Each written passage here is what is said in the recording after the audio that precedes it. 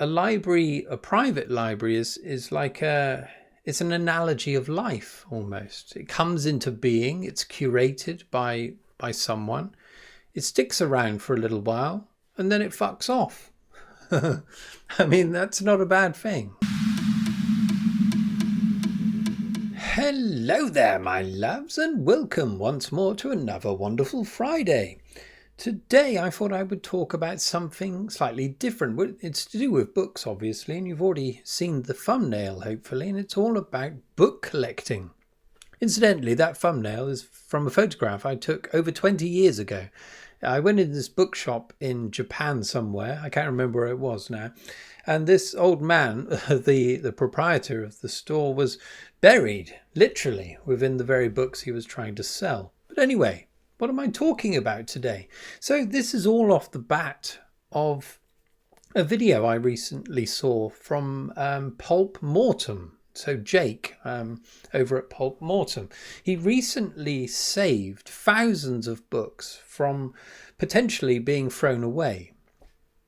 Unfortunately, this book collector had passed away, and his family were kind of clearing the house, and they parceled all of these books up in various boxes, loads and loads of boxes, amounting to thousands of books. And I think they probably put a call out to anyone that would want them. They didn't want any money for it. They just wanted it to go somewhere where they would be of some benefit to someone rather than them being chucked away. I think they just wanted rid of them. And luckily, Jake was there to pick them up. Wonderful. It's really great that they've gone to someone who likes collecting, who likes reading books rather than a bookseller. Potentially. I mean, I've got nothing against booksellers per se. I mean, they've got to earn a living, but it's so much nicer if it goes to someone that actually loves reading. Of course, you can get booksellers that also like reading, but I think the purest form is when it's transferred from one collector to another. That's all I'll say on that matter. But anyway, this got me thinking about my own burgeoning collection behind me. So, I mean, where we live in quite a small flat where we live, so there's not much space. So I've got a couple of bookcases here, I've got a chest down there, a storage box, and I've got another shelf in the other room. So all told, I've got around 400 to 500 books. But that is merely the keystone, or the foundation layer of what I hope to be a collection numbered in the thousands at some point. But it got me thinking then, after seeing Jake's video, will I ever be able to read my collection? Even as it is, will I be able to read those number of books? And secondly, why am I collecting books at all? So to attempt to answer the first question, since the age of 15, I've kept a very detailed list of all the books I've ever read. So back when I was a teenager, I'd keep various little diaries and note them down. And then about 15, 20 years ago, I made a Word document, and I managed to find all of these books, and year by year I listed them all down. Now, so I'm 45 now, so 30 years have passed, and I've only read 443 books. It sounds a lot, but it's not over a space of 30 years. It only amounts to around 15 books a year. Those are rookie numbers in this racket. I myself, I jerk off at least twice a day. Wow.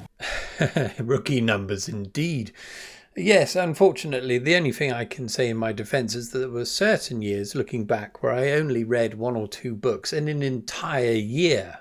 I know it's sacrilegious to even admit such a thing, but I can only assume it coincided with my discovery of alcohol, perhaps, or other distractions of a bodily nature.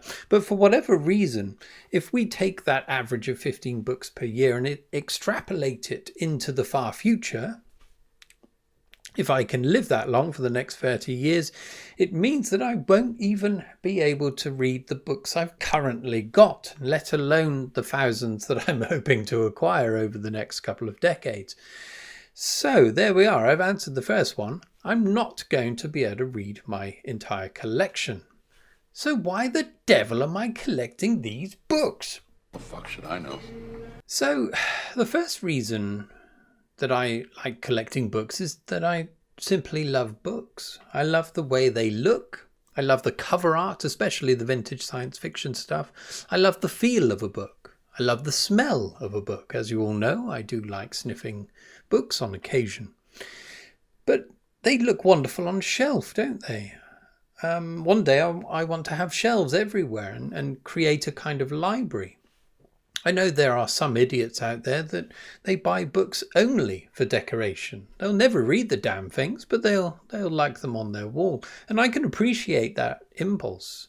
It makes a house look homely, lived in, unless you order it in colour. Some people do like rainbow spreads and all that crap. I'm not doing that. I'll never do that, my loves. But books on a shelf are more than that. They're silently proclaiming that there's hidden depths to them, endless stories, information, knowledge. It's wonderful. It's just sitting there.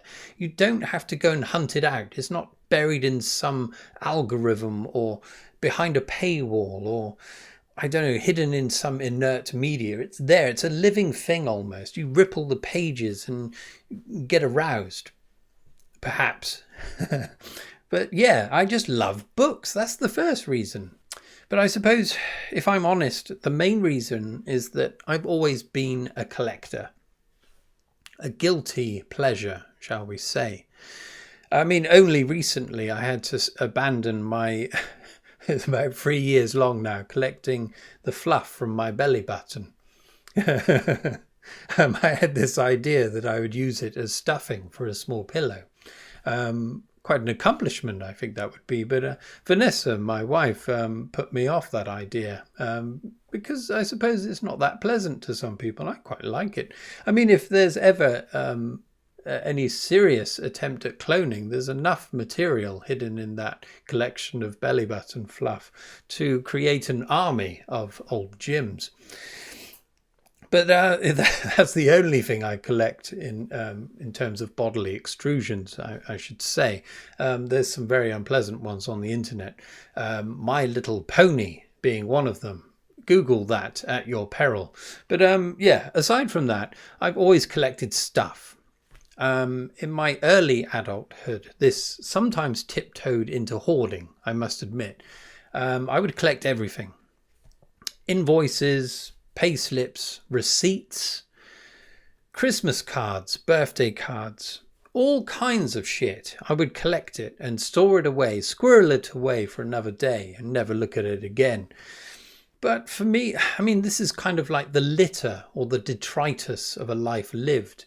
For me, it was kind of evidence of my path through life. I don't know what that means exactly, but that's one of the reasons I was collecting that extraneous stuff.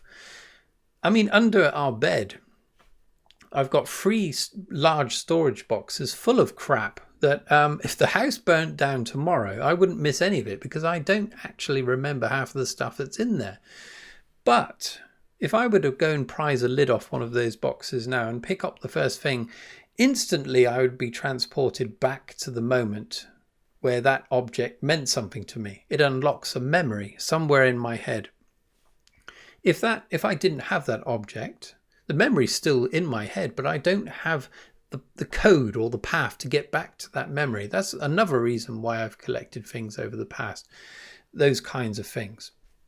And I think my collecting of books, especially in the early days, was largely related to that also.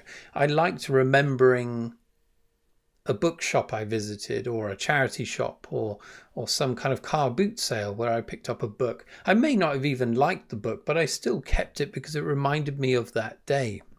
By the same token, or a similar token, books that I used to like reading as a teenager, I'm no longer interested in whatsoever, but I've kept them out of respect to my younger self.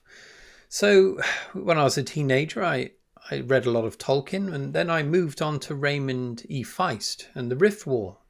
saga. Many, many books. And I read my way through them and absolutely loved the escapism. I was one hell of a dreamer back then. I just loved being transported to this other world. And I made it my own. I existed in that place. I'm no longer interested in those books. I'll probably never read them again, but I've kept them. Because, I don't know, I'm not that person anymore. But I am. There's a part of me that lingers from that younger self. And out of respect to him, I've kept them in my collection. Excuse me. Okay, so to attempt a conclusion of sorts, and to get rather morbid at the end here, I'm envisaging the future, my future self, hopefully 30 plus years in the future, leaving behind a small library primarily stocked with vintage science fiction. What will happen to that collection, I wonder? Me and Vanessa, we don't have children of our own. So I'm kind of relying on my nieces and nephews at this point to perhaps parcel it up amongst themselves, if they're still able to read in the future. I mean, that's not a slight on my nieces and nephews, but I do wonder about the importance of books. I know it's kind of stayed quite current, hasn't it? I think people are still reading books. In fact, I took some courage this morning at a bus stop. I saw there was a load of teenagers waiting for the bus to go to school. All of them were on their phones, except one young girl who was reading a book. I took heart from that. So hopefully there's hope for books yet. However, I think the more likely scenario is that my collection will be destroyed. It will end up in landfill, unless, of course, there's a hero. And I'm thinking of you, Jake, what you did, saving all those books. If you're still alive in the far future, I'm imagining a heavily augmented cyborg version of yourself rocketing over here on a rocket-powered mothership to save my collection. You're quite welcome to it. Hopefully there will still be collectors out there, and perhaps I'll write something in my will to leave it to someone that actually wants it. But there we are. There's the bleak end to this. The other thing, of course, to say is I'm not going to be able to read my entire collection. Eventually, if it does number in the thousands, it's impossible. I won't be able to read them all. But I don't think that's a bad thing, and I don't think that's a sad thing. I think a library, if you can accumulate such a thing, is just an extension of yourself. It's an extension of yourself that you occasionally interact with, that you enjoy or you gain knowledge from. In many ways, it's a library, a private library is like it's an analogy of life almost. It comes into being, it's curated by someone. It sticks around for a little while and then it fucks off. I mean, that's not a bad thing. And it's a good thing to have in your house, I would say, a little library. I encourage everyone to have that aspiration. But anyway, what do you all think about it? Why do you collect books? Why do you collect anything? That's quite an interesting topic for conversation, I would say. Let me know in the comments below, you devils, and we can have a little chat about it. How about that? Anyway, I'm off now. Thanks for watching. Cheerio.